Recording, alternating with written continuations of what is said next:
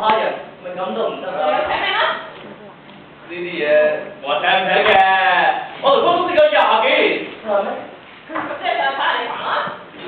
聽講你同嘉雲因為電影《槍手而自傳》，有冇今次殺人動機啊？咩就？我都識拍。唔係咁就想屈我買兇殺人啊嘛！喺個律師未嚟到之前，我係唔會再講任何嘢。放先，而家唔係事必要你講。但係我所講嘅嘢將會成為呈堂證供啊嘛。不過咩就呢啲咩廢話唔好同我講啊！有咩快啲問，想走啊！聽你講咁先好喎。吹咩吹？槍手開槍嗰陣，坐度喐都冇喐過，都唔知你想問乜啊？咁槍手係咪捉起人啊？你都唔會答你，係啊，咁啊。交到手去然後你證供啦。講起證供，你哋兩位有冇證明啊？